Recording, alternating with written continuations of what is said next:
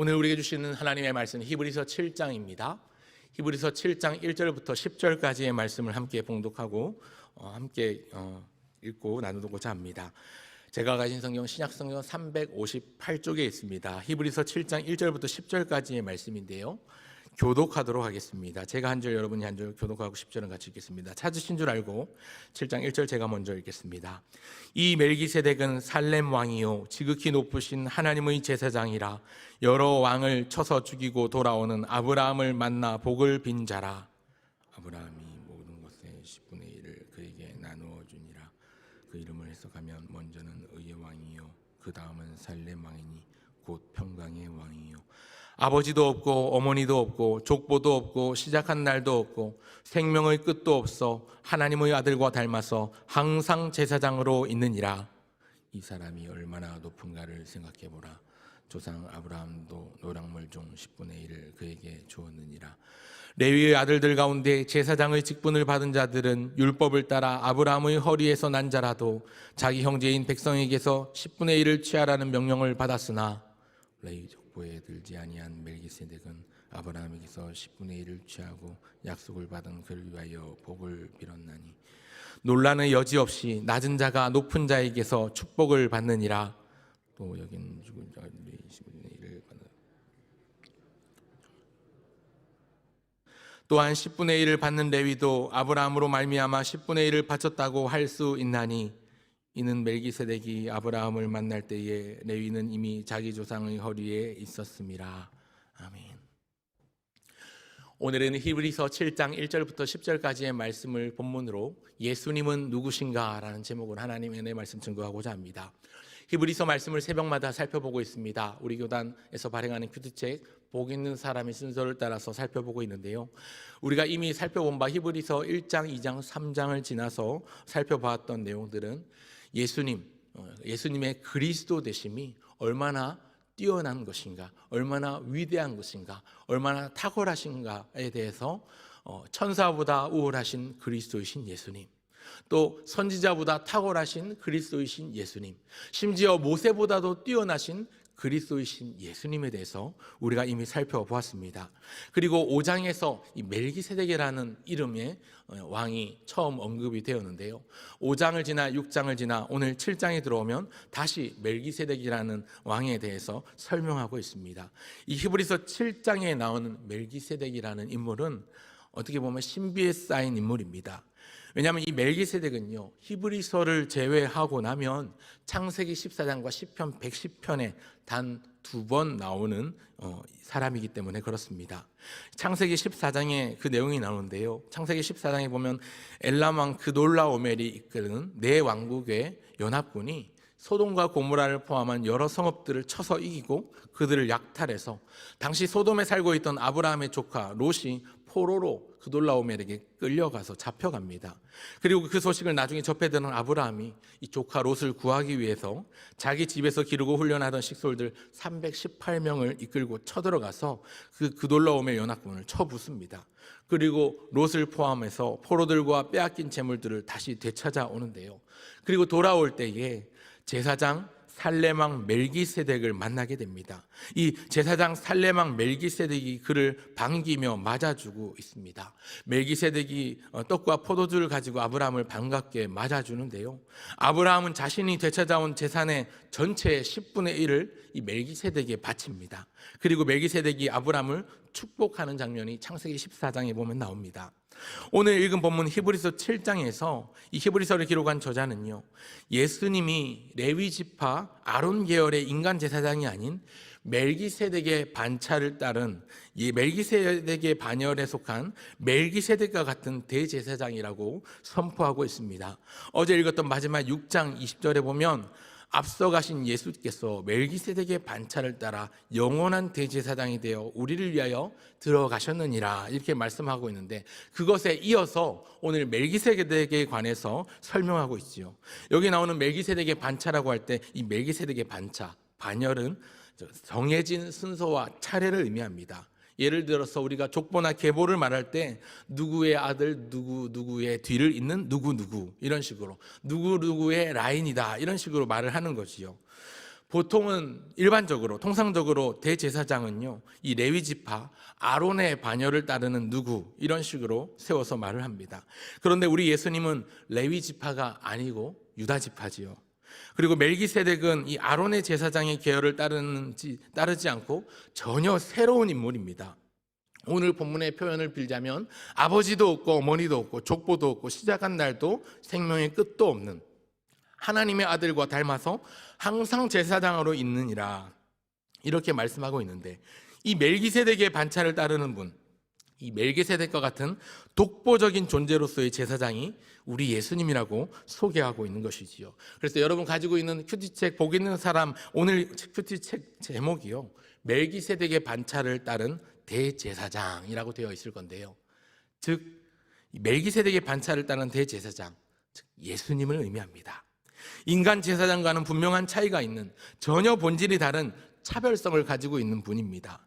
분명하게 구별되는 분이십니다. 멜기세덱은 주님이 어떤 분이신지를 보여주는 거울이 되지요. 이 히브리서 7장에서 멜기세덱에 관해서 장황하게 언급을 하고 있는데, 오늘은 1절부터 10절까지의 내용에서 이 7장 1절부터 10절까지 기록한 멜기세덱에 관한 내용을 통해서 선포되는 예수님은 어떤 분이신가, 예수님은 누구신가에 대해서 세 가지 정도로 함께 살펴보고 기도의 제목으로 삼아 나아가고자 합니다. 멜기세덱을 통해서 우리가 알 수 있는 예수님은 누구십니까? 첫째로 가장 완벽하신 영원한 제사장이십니다. 레위 지파 출신 아론 계열의 제사장들은요, 나이가 들면 죽습니다. 또 병들어서 죽기도 하고요. 그래서 한계를 가지고 있습니다. 자손들을 통해서 그 제사장의 직무가 이어지게끔 돼 있죠. 그래서 레위 자손들, 아론의 자손들은 그 제사장 직무를 자자손손 이어서 하게 되는 것입니다. 왜 그렇습니까? 이 레위 지파 제사장들은 죽음을 피할 수 없기 때문입니다. 한계가 있는 겁니다. 한 번 죽는 것은 모든 사람에게 정하신 것이요, 그 이후에는 심판이 있을 것이라고 말씀했죠. 레위 지파 제사장이라고 해도 예외일 수 없었습니다. 죽음을 피해갈 수 없는 것이지요. 그런데 그런 그들과 달리 우리 예수님은 영원한 제사장의 임무를 담당하시는 분이십니다. 이 멜기세덱은요, 영원한 제사장으로 불리고 있는데, 그 이유가 오늘 본문 3절에서 뭐라고 설명하고 있습니까? 아버지도 없고 어머니도 없고 족보도 없고 시작한 날도 없고 생명의 끝도 없어 하나님의 아들과 닮아서 항상 제사장으로 있느니라, 이렇게 말씀하고 있습니다.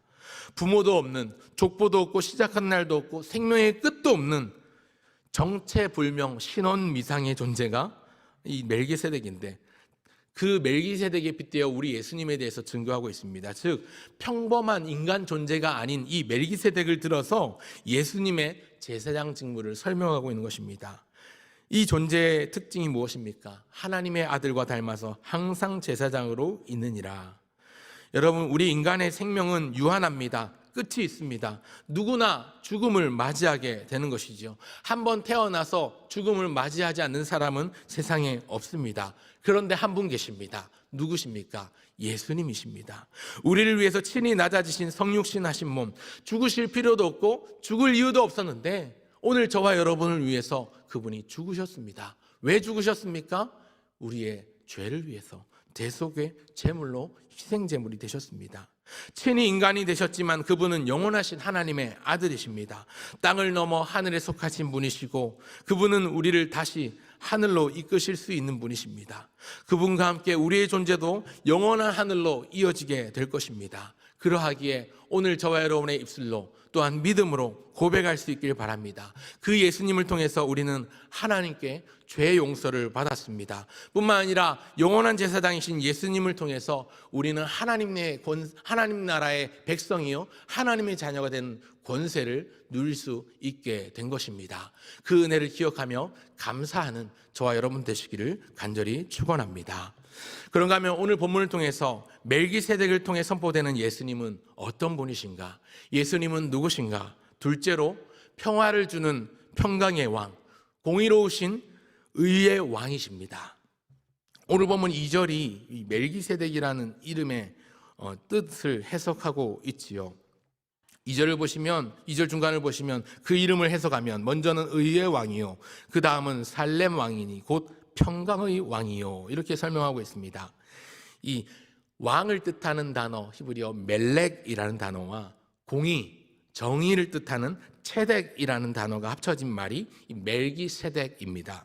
이 멜기세덱에 대해서 살렘 왕이다 이렇게 말씀하고 있는데, 이 살렘이라는 도시의 왕, 살렘 왕이기도 하지만 이 살렘이라는 단어가 어디서 왔는가 그 근원을 따지면 여러분 우리가 잘 알고 있는 샬롬, 평강을 뜻하는 단어죠. 이 샬롬에서 이 살렘이라는 도시의 이름이 왔는데, 이 살렘 왕이라는 말은 즉 평강의 왕이라는 것 의미지요.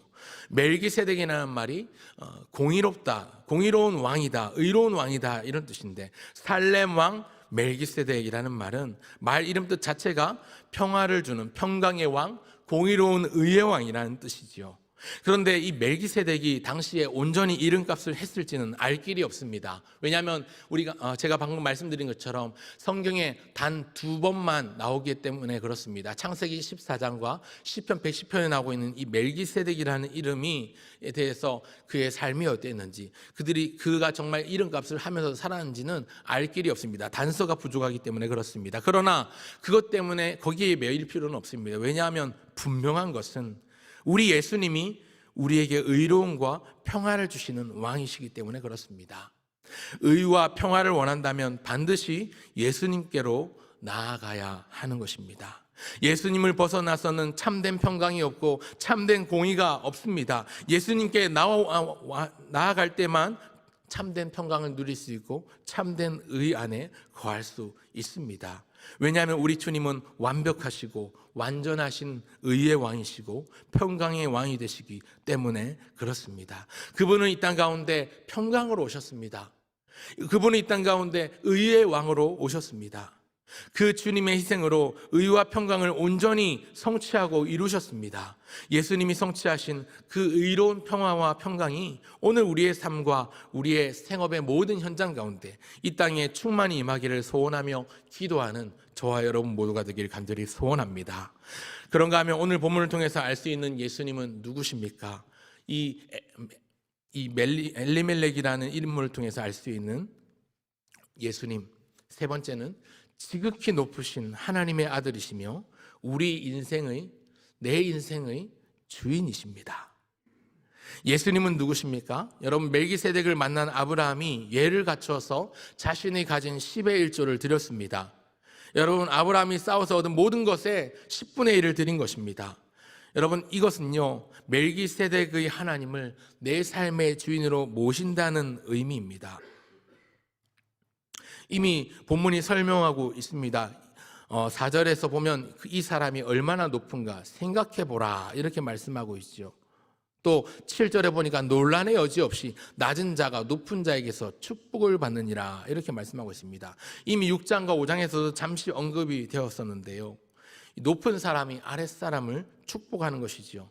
그런데 여러분, 제가 방금 전에 이 멜기세덱에 대해서 설명을 드렸는데요, 이 멜기세덱이 아브라함을 축복하고 칭찬했습니다. 오늘 7장 1절에 보면 여러 왕을 쳐서 죽이고 돌아오는 아브라함을 만나 복을 빈 자라, 이 멜기세덱에 대해서 말씀하면서 복을 빌다라는 뜻이 사실은 이 유로게오라는 단어, 유로게사스라는 이 원문을 보면 칭찬하다, 인정해주다 이런 의미가 있는데요, 이 멜기세덱이 아브라함을 칭찬하고 인정해 주었다라는 겁니다. 지금 어떤 상황에서 이런 칭찬, 이런 인정이 이루어졌냐면, 조카 롯을 구하기 위해서 그 엘람 왕, 그 놀라움을 완전히 쳐부수고 학살을 하고 돌아오고 있는데, 다른 족속을 학살하고 돌아오고 있는 사람을 의로운 제사장이 칭찬하고 인정한다는 것, 여러분 생각해 보시기 바랍니다. 그러면 누가 높은 자입니까? 누가 큰 자입니까? 이 멜기세덱이 아브라함을 칭찬하고 치하하고 인정해 주는 것이죠. 아브라함을 축복한 멜기세덱이 아브라함보다 큽니다. 아브라함보다 높습니다. 그런데 우리 예수님은요 그 멜기세덱과 같은 존재이신데 멜기세덱보다도 높으신 분이라는 거지요. 예수님이 천사보다 우월하신 분이시다, 선지자보다 뛰어나신 분이시다, 심지어 모세보다 탁월하신 분이시다라는 걸 히브리서 기자가 밝히면서 이제 점점 그 내용이 어떻게 넘어오고 있냐면, 어떤 제사장보다도 완벽하신 영원한 제사장이시다라는 걸 언급하고자 이 멜기세덱을 언급하고 있는 것입니다. 사실 이 히브리서 말씀이 참 어렵지요. 다른 성경에 비해서 설교자로서 설교 준비하는 것도 어렵고 그냥 성도로서 성경을 읽을 때도 히브리서가 좀 난해한 부분들이 있는 것 같아서 좀 어렵게 느껴집니다. 이 본문을 가지고 아이들에게 어떻게 설명하면 아이들이 쉽게 이해할 수 있을까 설명을 하려고 이런저런 고민들을 많이 해보았습니다. 1세기의 이 그리스도인들, 히브리서의 기자였던 수신자였던 1세기 초대교회 초기 기독교 교인들, 그리스도인들이 이 예수님의 제사장직을 이해하기 위해서 왜 이렇게 설명을 하고 있을까 생각을 해보았습니다.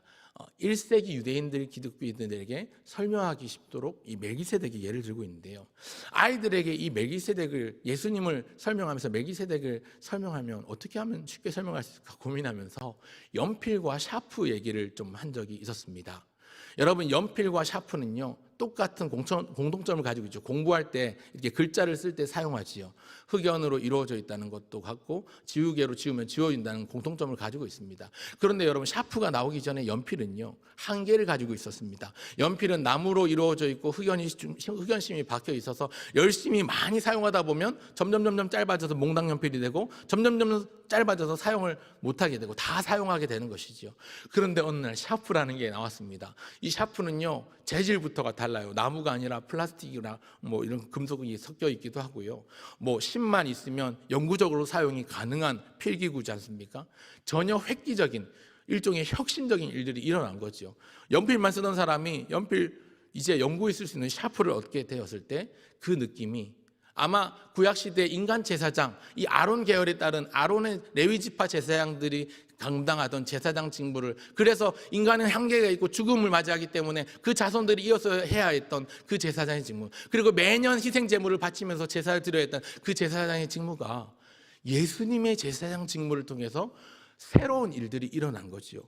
그런 것과 같은 혁신과도 같은 일이 일어난 것을 설명하고자 이 멜기세덱을 들고 있는 것 같습니다.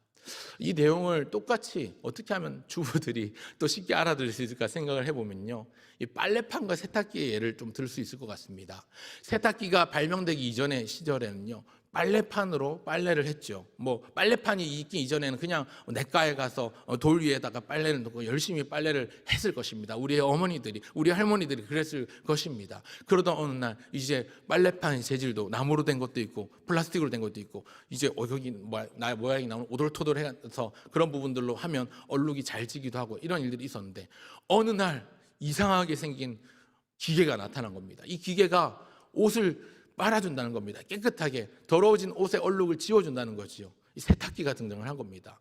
본질적으로 빨래판을 쓰던 사람들이 매번 힘들게 손빨래를 하다가 이제 세탁기라는 빨래를 빨아주는 기계가 나오니까 세상 편해졌습니다. 그리고 세상 편해진 거 아니라 이제 굉장히 빨래도 잘 빨리지요. 우리 예수님의 제사장 직무를 감당하심이 레위 지파 아론 계열의 제사장의 직무를 감당하는 것과는 차원이 다른 제사장의 직무를 감당하시기 때문에 이렇게 오늘 멜기세덱을 들어 설명을 하고 있는 것입니다. 예수님, 이 멜기세덱과도 같은 멜기세덱의 반열을 따른 예수님은요 구약시대 어떤 인물, 어떤 제사장, 어떤 선지자와도 비교할 수 없는 높으신 분, 완벽하신 분, 완전하신 분, 하나님의 아들이십니다. 구약시대 믿음의 조상들을 부러워할 필요가 없지요. 왜냐하면 우리는 훨씬 더 좋으신 우리의 대제사장이신 예수님을 알고 있고 믿고 있기 때문에 그렇습니다. 그러하기에 이 사실에 더욱 확신하시고 감사의 마음을 담아 하나님을 예배하는 자리로 나가실 수 있길 바랍니다. 여러분, 우리가 가진 가장 가치롭고 존귀한 보배, 그 보배이신 예수님, 그 예수님의 복음을 우리가 간직할 수 있다는 게 얼마나 감사한 일인지요. 우리는 질그릇과 같이 보잘것없는 존재일 수 있지만 우리가 담아내고 있는 예수님의 복음, 이 질그릇 안에 담긴 보배가 그 질그릇을 복되게 한다면 오늘 복음을 가지고 있는 우리가 얼마나 귀하고 복된 존재인가. 우리를 위해서 친히 자기의 살을 찢으시고 물과 피를 쏟으신 그 예수님의 희생, 나를 위해 돌아가신 예수님의 그 죽으심을 기억하며, 또 죽으심만 아니라 다시 살아나시고 승천하시어 다시 오구마 재림을 약속하신 그 재림의 약속을 소망하며 오늘 이 하루를 살아갈 수 있는 우리 모두가 되시길 바랍니다. 사랑하는 성도 여러분, 이제 말씀을 맺고자 합니다. 예수님과 그의 아버지 성부 하나님이 우리 삶의 주인이십니다. 성령님께서 오늘 우리에게 그 분들을 믿을 수 있는 믿음을 주십니다. 그 하나님은 다른 하나님이 아니라 하나이신 삼위일체 하나님이시죠. 그 성삼위 하나님이 우리의 주인이시고 우리의 예배의 대상이심을 기억하시길 바랍니다. 새해를 시작하면서 우리 교회에 주신 표 영과 진리로 예배하라입니다. 어느 무엇보다 예배를 소중히 여기시길 바랍니다. 우리의 공로로 우리의 자격으로는 도무지 나아갈 수 없죠. 어떻게 우리가 감히 하나님의 존전에 서서 하나님의 은혜의 보좌 앞으로 나아간단 말입니까? 그러나 아들 예수 그리스도 보혈의 공로를 힘입어서 오늘 본문이 말씀하는 것처럼 멜기세덱의 반열을 따르는 멜기세덱의 반차를 따르는 우리의 영원한 대제사장이신 예수님께서 이미 값을 치르셨고 단번에 성소에 들어가셔서 자신을 희생제물로 드리심으로 말미암아 우리가 오늘도 주저함 없이 뒷걸음질 치지 않고 하나님의 은혜의 보좌 앞으로 담대히 나아갈 수 있도록 믿음을 얻게 하시고 자격을 얻게 하시고 우리는 아무 공로도 아무런 자격도 없었는데 오직 그분의 피로 말미암아 그분의 대속의 은혜로 말미암아 하나님의 은혜 보좌 앞으로 나아갈 담대한 믿음과 담대한 용기를 얻게 된 줄 믿고 감사하실 수 있길 바랍니다. 오늘 본문 나오는 멜기세덱은 예수님을 비추는 거울과도 같습니다. 참으로 높으신 하나님의 아들이시며 우리의 제사장, 영원한 제사장의 직무를 소화하시는 그 예수님을 믿고 따르며 순종하며 그 은혜에 감사하시는 이 하루 되시길, 그러한 우리 인생이 되시기를 주의 이름으로 축원합니다.